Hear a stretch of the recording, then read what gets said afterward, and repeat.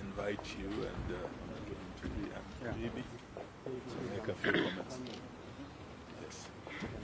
JB is coming in. Yes. So you let us know when you are ready.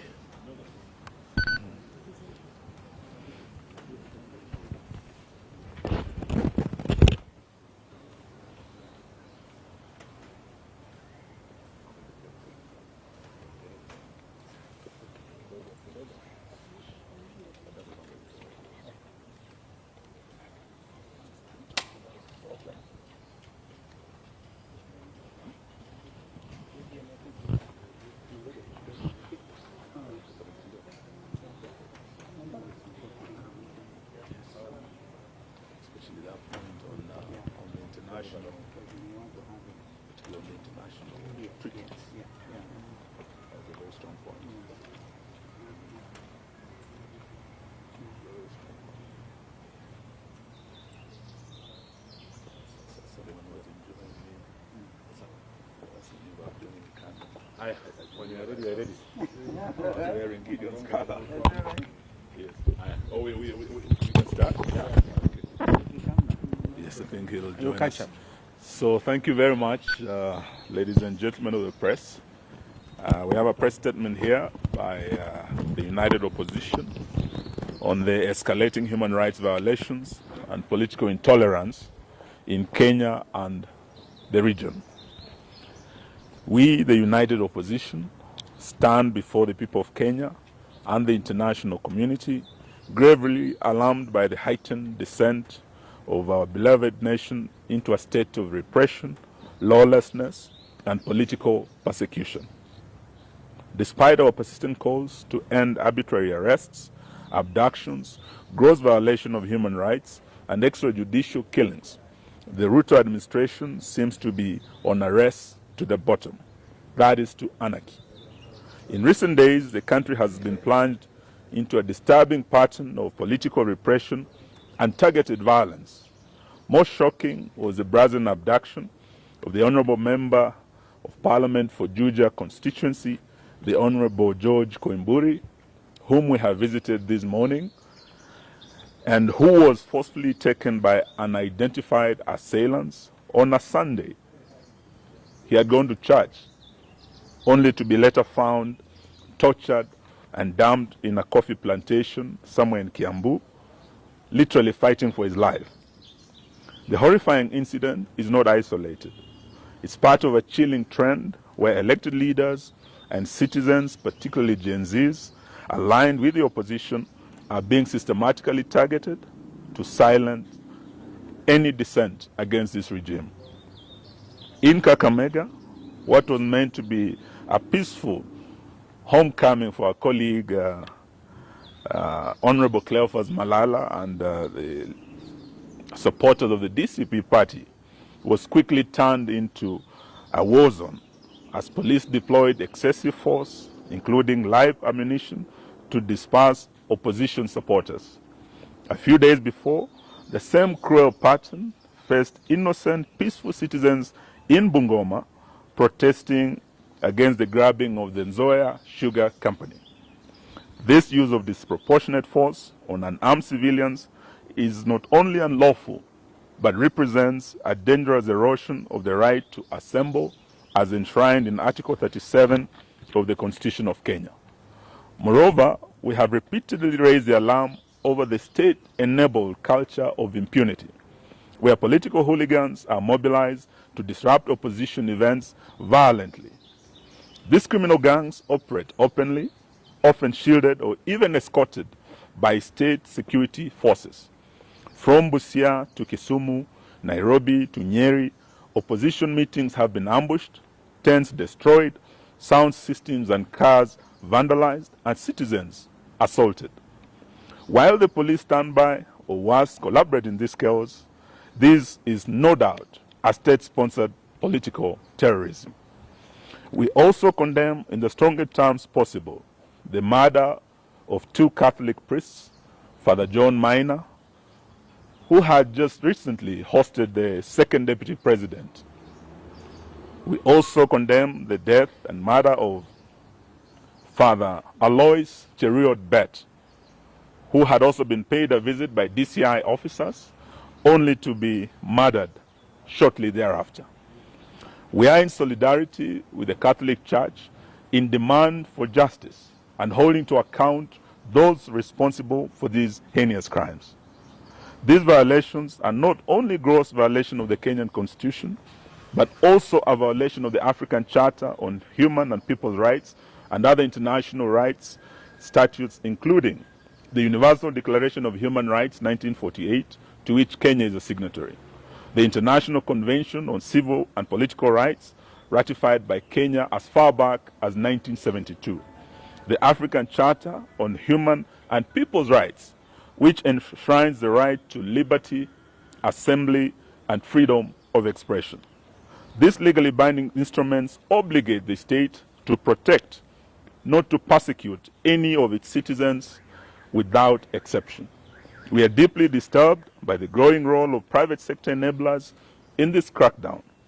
We call out telecommunication companies, in particular Safaricom, which may have turned a blind eye, or worse, actively collaborated with the regime in surveilling, tracing, aiding, and abducting of these citizens. We demand that they publicly account for the data they provide to security agencies and affirm their commitment to protecting the rights and privacy of their customers. We equally put on notice all political and business elites, those who fund the goon squads, those who lobby for the maintenance of tyranny, and those in the diplomatic community who remain silent as Kenya burns. History will remember your complicity. To the Kenyan people, we say, do not be silenced. The repression we face today is not just about politics. It's about the very soul of our nation. When voices are muted through fear, when leaders are abducted in broad daylight, and when bullets are fired at peaceful gatherings, the silence of one becomes the silence of all. We urge every citizen, civil society groups, religious leaders, and international allies to stand in solidarity with us in demanding, 1, an immediate cessation of politically motivated violence and abductions, enforced disappearances, and extrajudicial killings. 2, accountability for the telecoms and private actors enabling illegal surveillance, tracking, and data breaches. 3, an end to state-backed disruption of peaceful political assemblies. 4, the protection of constitutional rights, including the freedom of assembly, association, expression, and political participation. We would like to remind Mr. Ruto that he is not immune from prosecution for crimes against humanity, which includes abductions, torture, enforced disappearances, murders, gender-based violence, and other crimes. This is not a partisan issue. It's a matter of a national concern and international concern as well. In fact, we want to declare it a national emergency.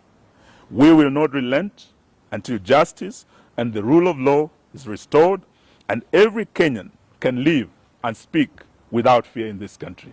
That's the end of our statement. Thank you very much. Any questions? I think it's very clear. It's a very clear statement. In fact, if you just carry it as it is, none of us here, because it's what we have discussed this morning, and those of us who have mothers just been here, Rigi G sent his apology. In fact, he was also here last night, and all the other friends are in solidarity with this statement. So I really think we shouldn't add anything unless it's something, a question. Oh, great. Tumemwona, sauti imeanza kurudi pole pole. And his wife is beside him, and we thank Karen Hospital for taking excellent care of him. You know, when you hear stories like Mheshimiwa abducted himself, You really want to pray for those people because they are evil. You see the tattered clothes and things. He's lucky to be alive. And so we have one instrument, Constitution of Kenya 2010.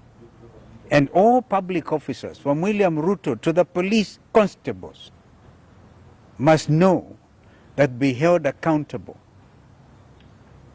under the Constitution. Those rights are so clearly elaborated. And so we want to say shame on anybody who thinks a mheshimiwa like this can abduct himself. And you want us police to believe your story? So I don't want to add. What do you speak to the National Police Service saying they are unaware of the abduction and they are investigating the video circulating online? And to add on that, They are investigating themselves. he's even called for a presser. Who? At 2 p.m. Who? Douglas Kanja, the IG. Oh, He's poor likely to guy. repeat the same- Poor guy. If he repeats it, it's unfortunate. Yeah, there's an abduction squad. We go by what Rigathi Gachagua said last night. Special squad, designed to make sure that there will be no opposition in Kenya. So let him issue a statement. But who will believe a policeman like Kanja today? Where his own people say, oh, Mheshimiwa abducted himself. And the man was almost dead. Okay, so, well, this is where it is. And we are not, by the way, Kenyans are very clear. Nothing will stop them from sending these people home. Are they not even on record saying, afadhali wajitetee because they know they'll go to prison? Well, the former Attorney General is here with us, immediate former. It's really, JB is with us. And these things, we're investigating, we tooth comb with ICJ. Remember, you are dealing with very senior, some of us, very senior members of the profession and members of the International Law Society of Kenya, East African Law Society. And we repeat that when we went for integration of the region, we really were for the rights of establishment. So Mother Karua can practice in Uganda. I can open an office in Dar es Salaam, in Kigali, in Bujumbura. This is the spirit of cooperation. And therefore, we are all subject to the same values and standards.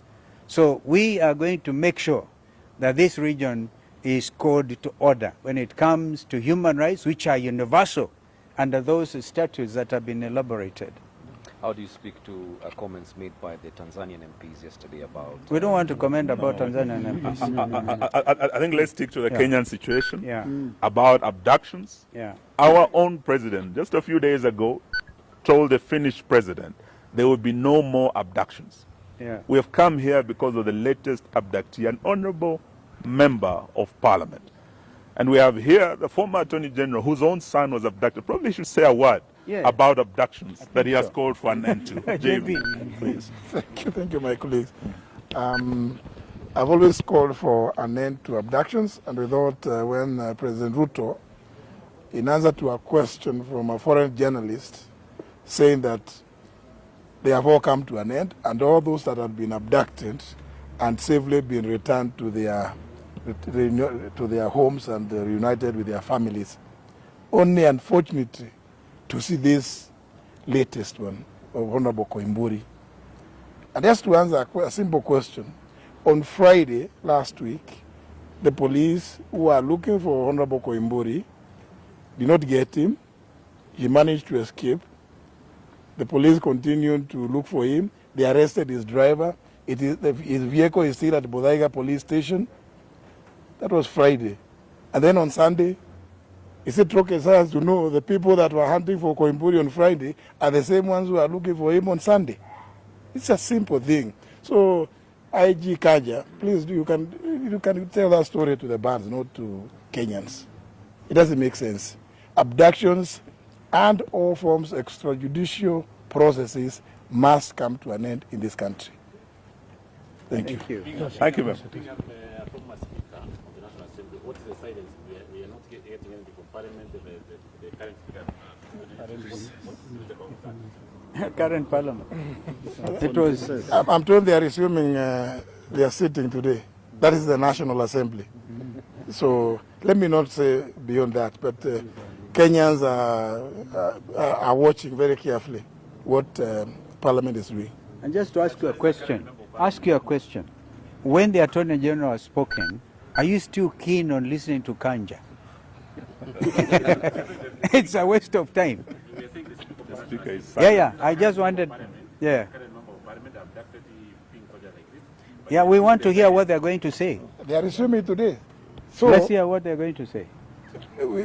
Naturally, we will expect that the National Assembly sitting this afternoon. We'll move a motion of adjournment. Yes, move a motion of adjournment to discuss, because it's a serious case of insecurity.